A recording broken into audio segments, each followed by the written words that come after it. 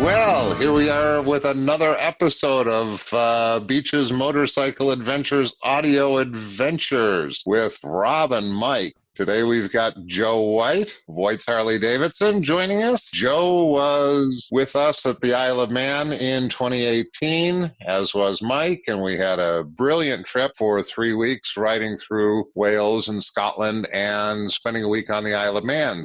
Hi, Joe. Hi, guys. Hi, Hey, Rob. Joe. I went to the liquor store. I thought, well, we need Scottish or English beer. So I got this Tennent's right from Scotland. So I know you guys are at work. I am not. Very good, Mike.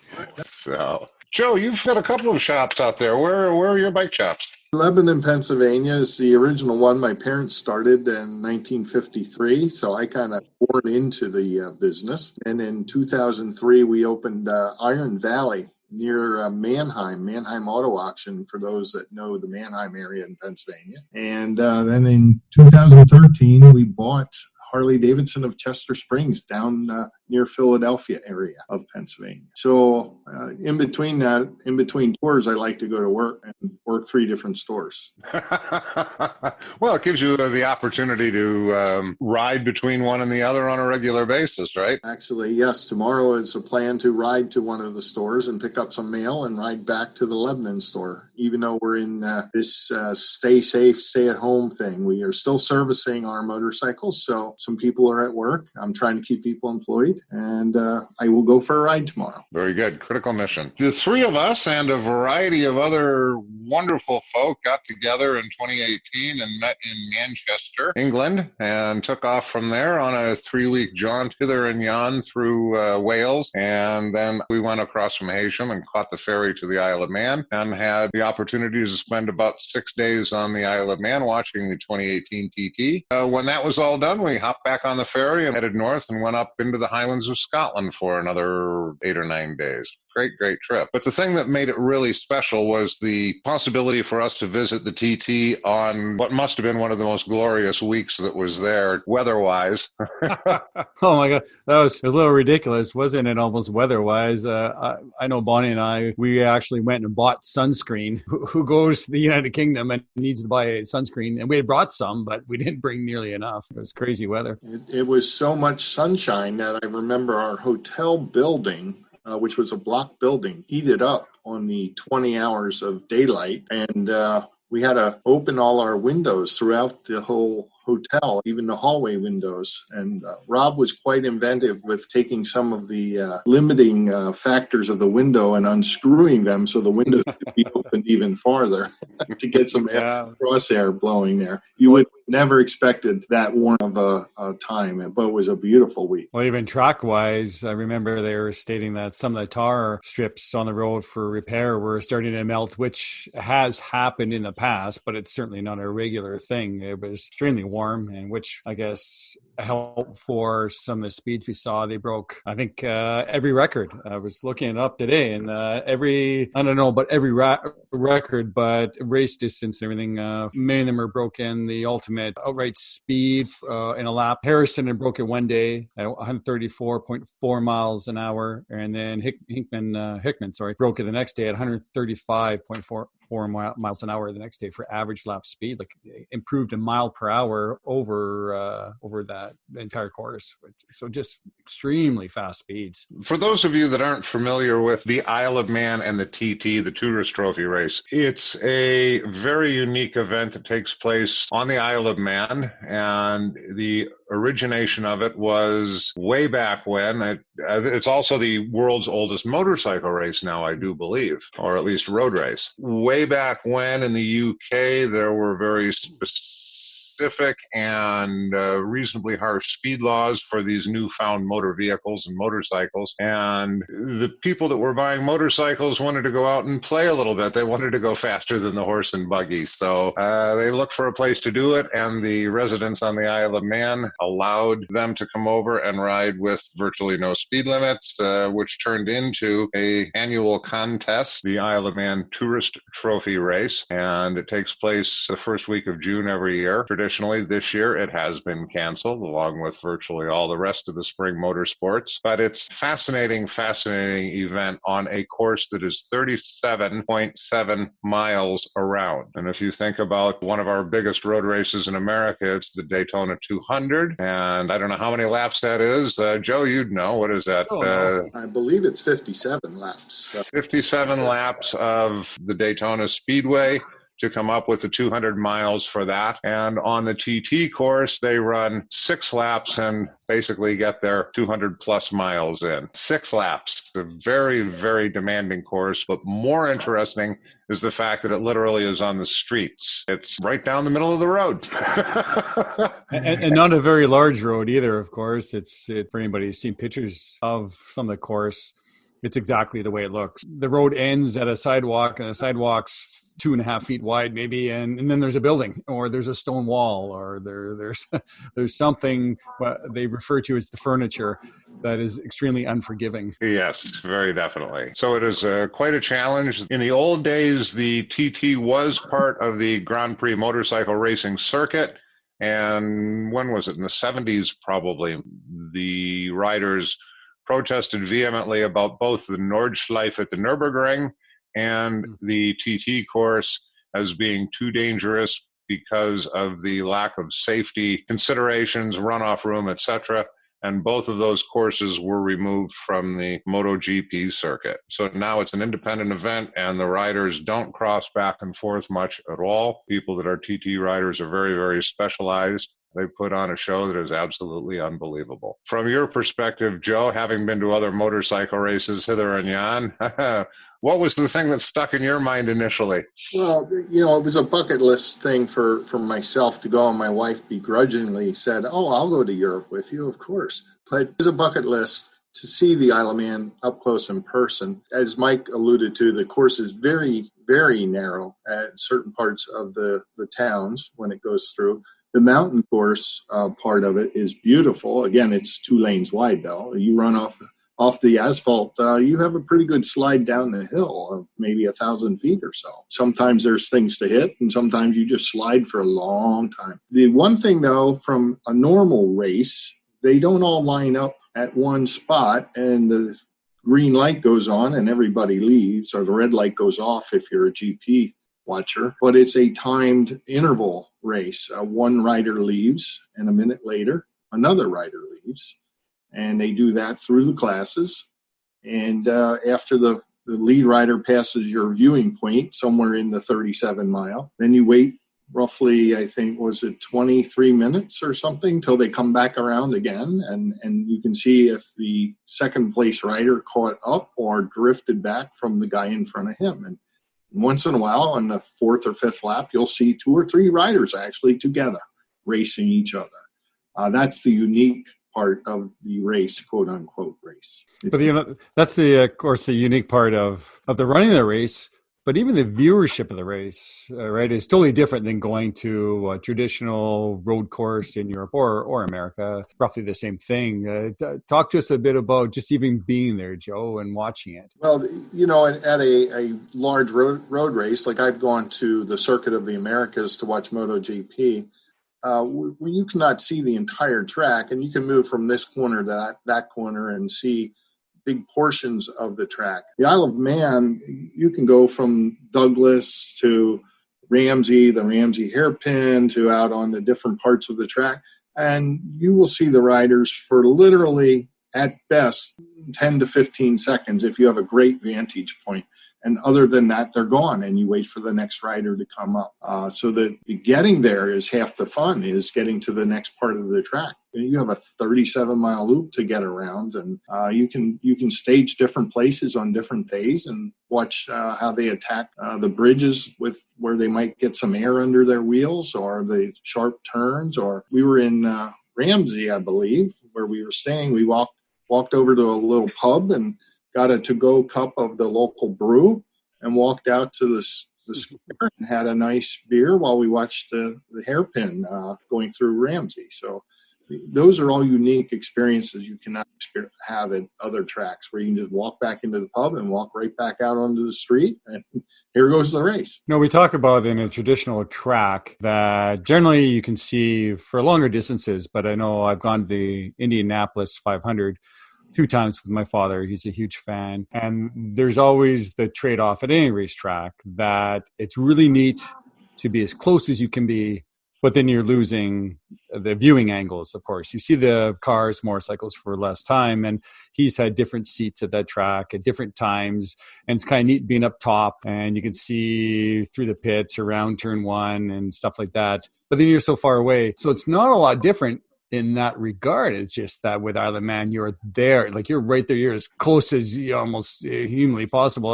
I know where we were sitting at one point, the guy said there was the road, there was a paved boulevard about 2 feet wide. And he said, as long as you aren't on that paved boulevard, I own the boulevard. If you stay off that, we'll have no problems. Other than that, you could be wherever you wanted to be, wherever you felt brave enough to stand. Stand or sit. I remember sitting along, I forget the name of that stretch. They would be coming up a straightaway and coming out of a turn onto a straightaway. And at the other end of the straightaway, we could see them setting up for a sharp right-hand turn.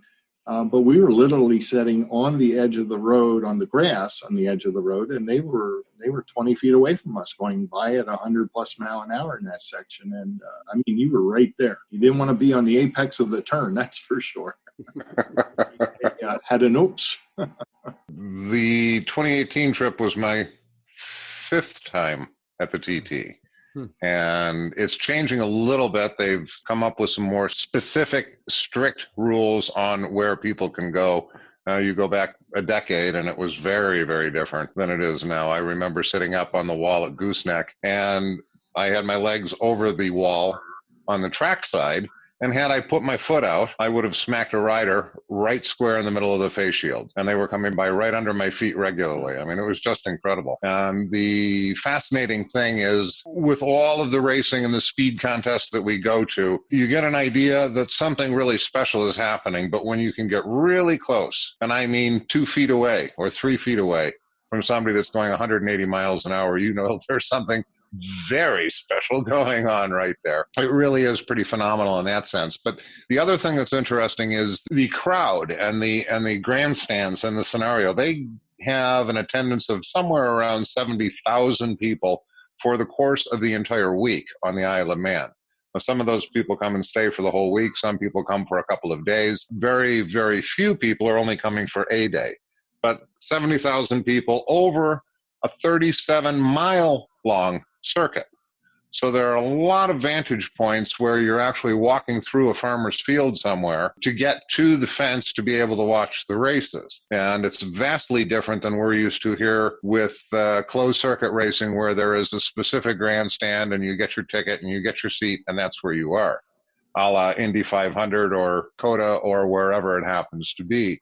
It is very much old school, old style racing. One of the grandstands is run by a church, and your donation goes to the church itself to take care of keeping the grandstand up, but also keeping the church up. The congregation in the church makes snacks that they sell there, etc. So it really is fascinating. When we went up to Gooseneck, I had a group of about 10 people with me. And we came up and I looked at this stone wall that was all of 3 feet high that is dividing the spectator area from the track area. And everybody was on our side of the stone wall, of course, but they had things pretty well spread out and nice viewing. And I popped in with 10 people and thought, oh, this is a bit of a problem. And a woman turned around and looked, and she said, "Oh, you need someplace to sit." And I said, "Well, yes, but I've actually got another 9 people with me." And she looked at them and said, "Well, that's not a problem. There's enough room here for everyone." And everybody shuffled around, and bang, all of a sudden, the 10 of us, along with the rest of them, have trackside seats, not 5 layers deep, but right on the edge of the fence. And everyone there is just so willing to work with you. It's such a different scene than I've seen in other places. That was certainly one of the standout things in my mind. Many people comment about how polite and certainly how super cool Canadians are, but the people from UK, we have nothing in politeness when in comparison to them. Like you said, Rob, just I was always struck by if you're in a grandstand when the motorcycles would come by, or you're anywhere where people could be in front of you, nobody would stand up, because that would be rude, because you would be blocking the view of the people behind you. Things like that, you just don't do. That's not acceptable behavior, and so nobody did it. And the way people accommodate you and make room for you, and just you really felt like you were a part of a community. It was really neat. And the other thing that I think sets this race apart from most, certainly not all, I guess a feature of all road racing is that you could come and watch that race and not spend $1. If you could get yourself to the Isle of Man, or if you lived there, you could just stand trackside anywhere and not pay a dime, and you would have extremely good viewing angles depending where you were. Of course, there's a ton of places to stand.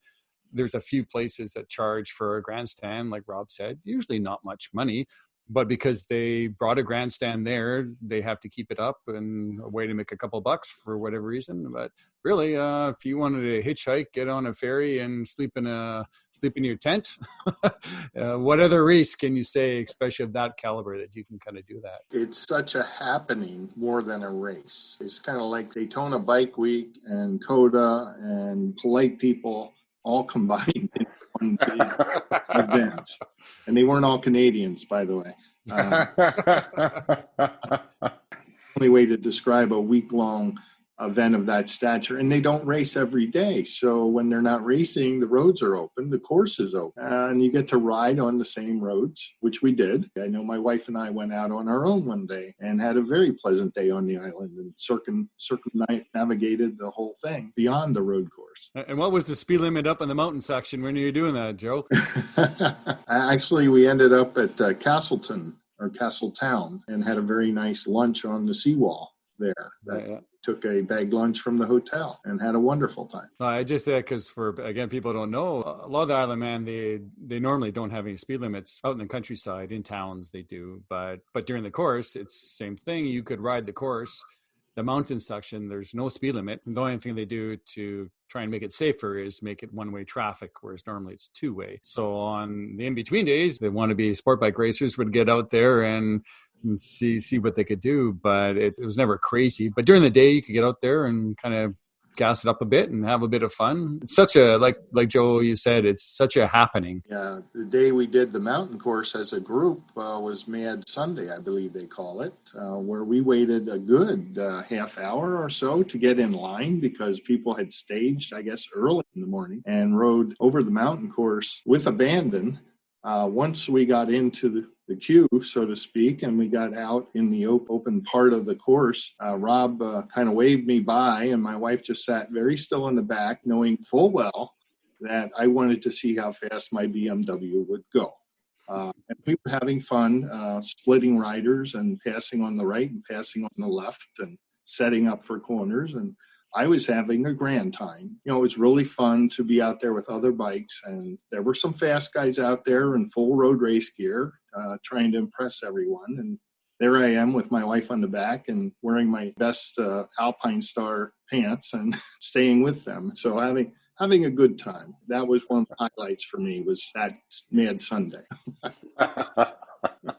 As was mentioned, the racing doesn't take place every day. It's every other day because of schedules and the fact that people actually live on the Isle of Man and need to carry on with their lives in spite of the fact that there's a road race that closes down the roads occasionally. And as a result of that, on the off days, there are all sorts of different things going on with motorcycle shows and club meets and stunt riding displays, et cetera, going on at a variety of different places around the island. So from a non-racer standpoint, there's still plenty to do. But one of the things that I was really surprised with was the fact that in our last group, we had a couple of passengers and riders as well, but primarily passengers who'd never been to a motorcycle race and had virtually no interest in motorcycle racing until they got to the TT and were part of the experience. It's such a very different event than a regular road race, because it is simply a gathering of motorcycle enthusiasts. It's really fascinating. What was the line that John McGuinness said at the dinner we went to? He gave a little speech, and I think he called it the last bastion of free will. They're not really coming there for money because they don't really make much money. Some of the factory guys, I think, do okay. But really, they're doing it because they just love doing it. That's their thing. Some people climb Mount Everest. A lot of people have their thing. That's their thing. They love it, and they're willing to do everything they can. You know, child, my parents took me to Daytona after the beach era. Thank God, I'm not that old. But my father was during the beach era. He worked down there, and he often loved to go to Daytona because it was such a happening. And that has since morphed into more of a party than a race. Everything happened around the race. Now the race kind of is a side note to the whole Daytona Bike Week thing. Yep. This, on the other hand, it's still the race is the reason to be there, and all the other party stuff happens afterwards, after the race. Everybody wants to go see part of the race and then enjoy themselves in the evening, or just enjoy themselves getting to a vantage point that next day. Getting to your viewing spot is half the fun. Mm-hmm. It's not like a big race where you got, oh my God, we got to get there early and try to beat the crowds and stand in line and get our tickets. And no, it's like, where do you want to go today? Let's go over to this part of the track and sit there for an hour or two. And then between the classes, let's get on the bikes and ride to another vantage point. It's a time. It fills your day. One of the gotchas, of course, with a race course that's that big and that fast is, unlike MotoGP, they don't race in the rain. So if it's starting to get wet, the problem with rain on the Isle of Man is that there's often fog involved and the visibility just disappears. It is a fair weather race in comparison to MotoGP. And that can be a big problem because in 2019, the weather was bad enough that practice wasn't running regularly, the races weren't running regularly. And had we actually been there in 2019 using the same schedule that we used in 2018, we would have seen no racing at all. Wow. I knew there was some weather delays. I thought, with the every other day schedule they run, that, one day's rainy, the next day they might squeeze in a race. So there's a good possibility that you could maybe see less racing, but certainly you'd see some. On the other side, this actually is an event that goes on for 2 weeks. There's a week of practice before the racing. A couple of other tour members have gone over for the last few years for practice week before the actual race week. All the riders are out doing their thing, trying to get qualifying times, trying to get their motorcycles set up, and they're riding almost every day in practice. The viewing places are, for the most part, occupied by about 10% of the people that are there during the races. The accommodations are a lot less expensive. That's another interesting way to get to the TT and see it. It's easier to get ferries back and forth at that time too. So if anybody's really, really interested in going, my advice to them is go. Go, period. Don't wait. Don't leave that one in the bucket. Pull it right out of the top and say, I'm going to make this happen. And if the expense or the hassle is starting to get to be too big, then look really hard at the week beforehand, at practice week. A lot of the between races racing events are not happening during the practice week, but you also have the ability to get in and talk to the riders and team managers in the pits without a crush of people behind you. So it's a very, very open and friendly atmosphere.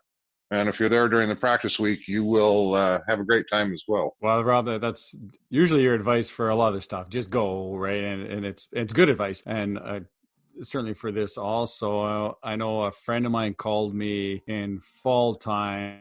He wanted to go to the Isle of Man. I was trying to talk him into going when we went, him and a couple of us other friends. They talked about, like a lot of people, talked about going for years and years. So he called me in the fall and wanted to know more about it and was thinking of going and was really serious. He was going to go whether his other couple of buddies were going or not. So we talked about a bunch of stuff. He calls me a few weeks later and said, yeah, I booked it. Here's what I'm doing. And I was just thinking today, well, not this year, right?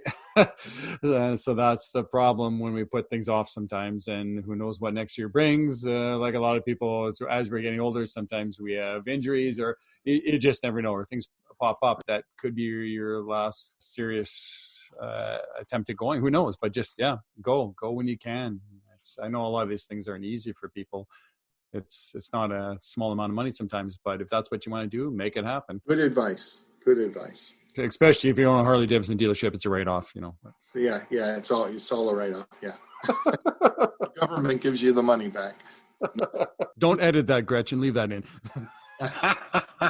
And there's another event that goes on the Isle of Man, and that is the Manx TT, which is an amateur race, and it's an alternative to the main big TT, and that happens later on in the year, and that's also a really neat event. I've not been to the Manx TT. I've only been to the Classic TT in the springtime, but there's another opportunity for those of you that are not quite as flexible with time. The pits was another thing. At many racing venues, like MotoGP, for instance, you cannot get near the pits or near the machinery or near the rider. At the Isle of Man, you walk the pits openly.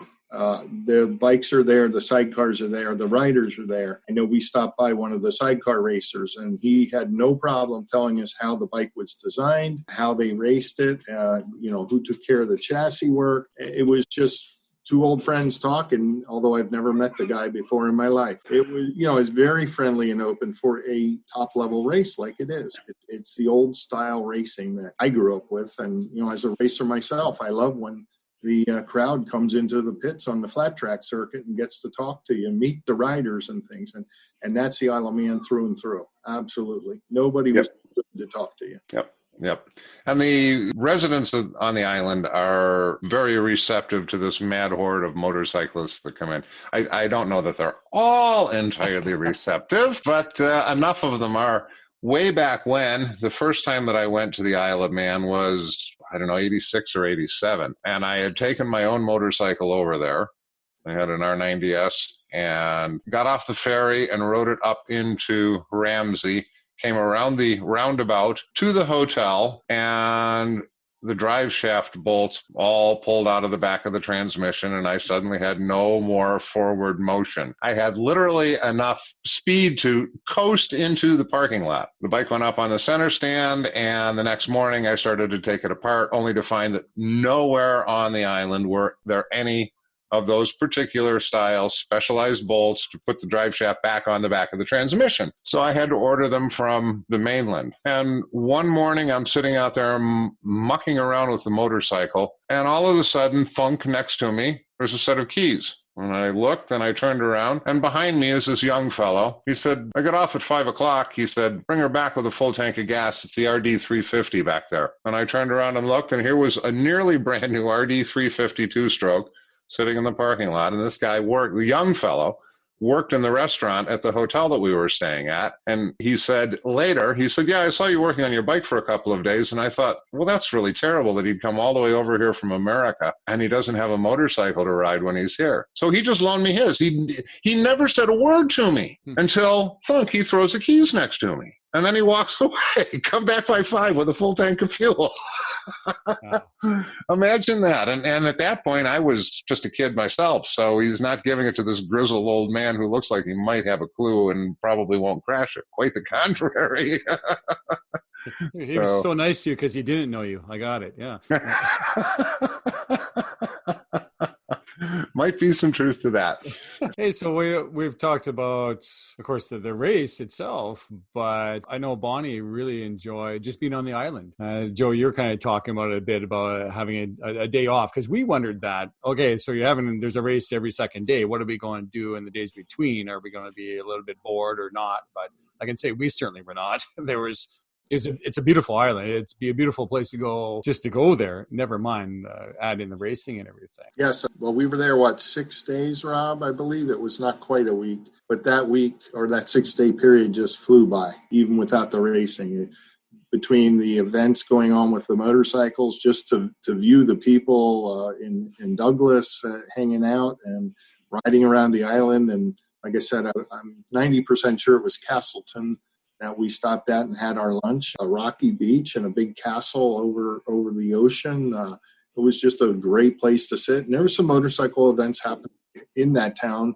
And we decided, why bother? We're enjoying where we're at. So we didn't even walk over and check it out. We rode by and nodded to everybody, but we just kept going and enjoyed the scenery. Quite a special day. The other part that no one has mentioned, other than Rob, you said you get on the ferry to get there. I was amazed, truly amazed. I've never been on a ferry that large with that many motorcycles being onto it in that short of a time. It could have been maybe a half hour to put 500 motorcycles in the belly of the ferry and have them tied down and get yelled at that I'm not moving fast enough because they got motorcycles. It was a hoot. I mean, I love getting on and getting off the ferry, both on the way over and on the way home. I looked doubly forward on the way back to the England side. It's just a sight to see. If you did nothing else but went on the ferry, you'd be impressed with it. Absolutely. I mean, it's literally a ferry full of motorcyclists, and they're good-sized ships. I mean, there are a lot of motorcycles on there. It really is a definite, serious part of the experience. I was doing some row counts as we were all staging to get on. I guesstimated around 500 motorcycles. I could be short or over, but it was a lot of motorcycles. And roughly how many of those were cruisers, Joe? There were some there. There are some of everything there. That's the point I was going to make that point, that there is everything under the sun there. And if you're from the States, you will see brands you don't recognize. You will see motorcycles you've only read about, and you'll see bikes that were never imported to the United States as well, as far as models and things. So it was quite interesting as a motorcycle guy. I grew up in the industry and I sell Harleys, but I'm a motorcycle guy. And it's just amazing what you see on the island and on the ferry. And not all just big expensive things. Of course, there's a decent amount of that, but like you're saying, there's everything. There's vintage bikes, there's sport bikes, there's cruisers. There we saw a group of guys get on scooters. I mean, they had like 2 or 3 cases of beer and an ice pack or something on their scooter and a backpack. They're good to go. I think they're going to do it hardcore. I noticed quite a few that were had their tents strapped on the back, so they were tenting during the week somewhere. I'm sure they just pulled up on some farmer's field and pitched a tent and had a grand old time there. There's extensive camping on the island as well, so there are many, many places to camp. Yeah, you can camp and you can glamp. You can rent a tent. They'll be set up for you as you arrive. I don't think they might have trailers to caravans. You can camp at any kind of level, kind of the bare basics or glamping. I was thinking back over the trip, and one of the highlights was going over your pass. Oh yeah, I was thinking that too. Yeah. Mr. Knott, Mr. White, and Mr. Mockamer were taking turns leading over the pass and down the other side. And what a hoot that was. One tracker with 2-way traffic.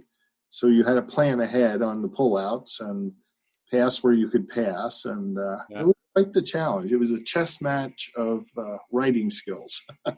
It's the way I look at it. Especially if you have legs the length of a toy pony, you really had to plan where you stopped. Specifically, folks, what they're talking about is Hard Knot Pass in England, which is the steepest road. The steepest road in England? Anyway, it's got steepest grades. 1 in 3 gradient, or 33 degrees. And it really and truly is 33 degrees in places. It is significantly and seriously steep. But Rob, you didn't really notice the 33% grade because the broken up pavement that was like a car wide. So it really didn't stand out at all. That's fantastic. Or the hairpins at the bottom and the top that you got to negotiate on your way up and down the 33% grade. Yeah, it's a great road. And in the middle, there were hairpins there. And you couldn't always see the cars coming at you until you were through the hairpin going, oh my God, there's a car. Riding with us, who's built a lot closer to the ground than the average guy, he was not enjoying stopping. And I was just going to mention Mr. Mockimer. Yeah, all 5'4" of him. He really had a plan to find a boulder whenever he had to pull over. Good friend of mine, by the way. Besides the Isle of Man, now that you've been there, what race would you like to go see, Mike? Geez, there's a few tracks I haven't been to a ton of them. I've been when Brainerd BIR was running. We used to always go there because that's closest to my house, about a 5-hour drive away, only breaking a few laws. And then we started going to Road America. I loved Road America. It's a gorgeous track, and the grounds when you're camping there is beautiful. But Laguna Seca, I'd love to go to. It's a very far distance from here. The Red Bull Ring, I think, would be pretty neat because the backdrop of the mountains in Austria and Österreich would be, I think, pretty impressive. I always thought the 24 hours of Le Mans would be pretty neat for the same reasons, not necessarily just the racing. The racing is certainly part of it. I used to follow the ALMS for a while, but just the whole thing. They've got the carnival rides. There's camping, there's food, there's everything. It's the whole atmosphere of it. I think would be really, really neat to go to. Oh, you, Joe, you've been to a bunch of tracks. I've been to a bunch of tracks in the U.S. I haven't been to some of the ones you mentioned. Road America I've been to, and Daytona, of course. Mostly I was a flat tracker, so I went to many, many of the flat tracks that are still running all these decades later. Yeah, now that I'm more watching MotoGP when it starts again, there are some beautiful tracks that they follow throughout Europe. I'd sign me on for any of those, Silverstone, or even like going to the Japanese Grand Prix and Qatar. Those kind of things I said to Donna, maybe that's a new bucket list. We follow the MotoGP circuit for a year, just track after track. That'll be our retirement year. We just hit every race and every country. Actually, there's a track I've watched them racing. The odd time we don't get the British Superbike racing here often. Every so often it shows up on the Velocity channel. One of them, it'll be a year old, but Caldwell Hill. I'm maybe I'm not pronouncing that properly, but that's the track. There's a jump in the middle of a corner. You don't see in most racetracks, right? But you can check it out on YouTube. It looks pretty crazy. Especially in practice, you'll see the guys really launching. These are sport bikes, of course. They're not made for jumping, but it has this huge jump in it in the corner. And so when they land, sometimes they're crossed up and everything. I've often thought I think that would be pretty impressive because a lot of the British Superbike tracks are a little more intimate, smaller. A lot of the tracks you're talking about, Joe, they're just so big. And of course, they're not just that they're big, but the runoff areas are massive, which is great for the riders because you want to keep them safe. But one of the things I really liked about Road America, there's a few corners I would go to. I'd buy a photo pass, and I couldn't use my zoom lens because you're too close to the riders. It's just amazing. You get underneath what used to be the Corvette Bridge. I don't think it's Corvette Bridge anymore. I haven't been there for a few years. But you're 20 feet away from the riders as they come up over the hill and turn it in left, and then they go down their hurry downs, I think it is. You're so close to the riders there. That's what's really nice. Whereas I know the Miller Motorsports Park, beautiful track. It's fairly modern and everything else, but I talked to a photographer that was there. He said he had to rent a bunch of lenses to take pictures because even for the photographers there, they're so far away. It's crazy. And so from a viewership point, I don't know, it seems a little stale to me. Our buddy Ben told me that the first time I went to COTA, we had a VIP seats at the front straightaway. And I said, well, you can't see a whole lot of the track. He said, well, we can walk to different corners and things. He said, but if you want to see the race, he said, you DVR the race. So when you get home, you can watch the entire race because cameras in every corner. But when you want to experience the whole essence of the MotoGP itself, being in the VIP over the pit area, watching the start, they have the Jumbotron, you can actually see the race, but it's not the same as sitting at home in a recliner and seeing every camera angle and replay of every crash or violent wobble, or somebody making an incredible pass on the outside, that you do best from home. Watching a football game, being there at live, soccer or American football. That's American football, Mike, not the round ball stuff. Yeah, I know the American one. Yeah, because your balls are smaller and there's something else in there. I don't know, but they're pointier too. Yeah, but the event itself, you need to be there to experience it. If you want to see all the details of the game or the race, record it. But you still have to go to the event. Way different. Yeah, 100%. You don't smell the race fuel, and you don't feel, like Rob said, the thunder in your chest as they go by from your TV, and you'll never meet anybody. It's sitting in your living room. Right. You'll never have that neat conversation.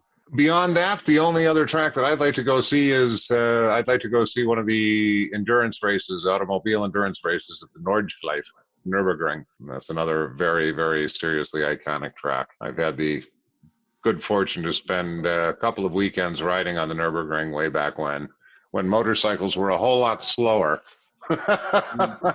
And it wasn't quite as intimidating. I'm certainly pleased that I don't have the enthusiasm or want to go ride a 1,000-hour out there, for instance, because it's a very, very unforgiving racetrack for motorcycles. That track, I've wondered now. I'm waiting for something to blow up there, just in that they stopped doing a bunch of the racing there because it was too dangerous, right? It's basically lined with Armco along the entire thing.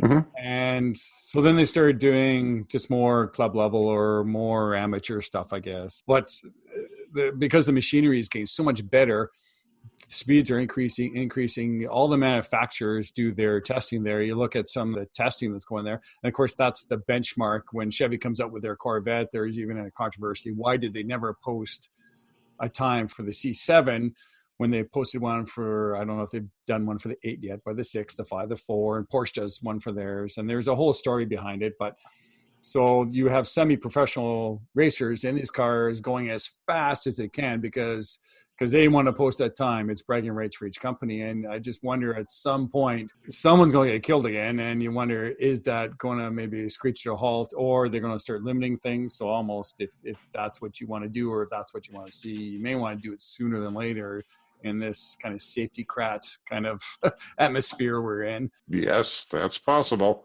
All of these things could come to the end very quickly because there's a nanny somewhere that thinks that we should take better care of ourselves. Well, you can't be expected to make those decisions for yourself. What do you know? Exactly. But it just seems like, again, it's certainly not the safest track. So I'm almost surprised they haven't had to modify it or do something. But I haven't been there, so I don't have firsthand knowledge. But given the history of it, but so far so good. They're and maybe they are doing certain things to limit that exposure. I don't know. Well, they limit a lot of the machinery that is racing on it competitively. The liability if you crash is fairly significant. If you take out a section of guardrail, you get to buy that entire section of guardrail, and they do charge you for it. So you think before you crash there. But interesting track, like the TT. I think that as the weather starts to get nicer, I'm really going to get pretty stir crazy here. I envy you, Joe, for having the necessity for the good of the organization to have to go somewhere on your motorcycle. To have to ride to each of my businesses. Absolutely. Even if I end up closing them for a month entirely, I will still have to ride and verify the buildings are in good shape. Absolutely. And that people haven't been tampering with the door locks. And absolutely, yes. Mm-hmm. Yeah, that's my plan. Yes. When in doubt, gas it. When you're an old racer, that's the racer saying, Rob. I was a speedway racer, Joe, and on the speedway bikes particularly, if you back off that throttle, that tire stops spinning, and all of that wonderful momentum just takes that motorcycle and spits it right out from underneath you. 3 broken collarbones later on my racing career, I realized if you left off the throttle, you went over the handlebars. So it only took 3 times to figure that one out. Yep. To all those that are listening, do your social distancing, stay healthy, take care of yourself so that we can all carry on the other side of this little hill. Yes, I wish you all well. Mike and Rob, thank you so much for the invite. Appreciated the hour-long break from stressing over everything else I can't control. But I appreciated the catching up with you guys. Been great talking to Joe. We'll have to ride again together someday. And Rob, I had an idea for maybe our next podcast. Like Beaches Motorcycle Adventures been in business more than a couple of years, so maybe we need to talk about the good old days, how this all started. I know it was certainly a different situation than it is now, given the technology changes and everything else. What do you think about that idea? Look into the past. My past? Oh, no. If we can condense it to 1 hour, I don't know. Oh. Well, there's a bit of water under that bridge, but yes, sometimes it flows quickly. Yeah, sure. That would be good. We'll do that. Okay, well, if there's one thing we're always looking for is another reason to put you in the spotlight and have you talk about yourself. The master of tact, Michael. All right, good. Hey, thank you both. My beer is empty and I've lost interest.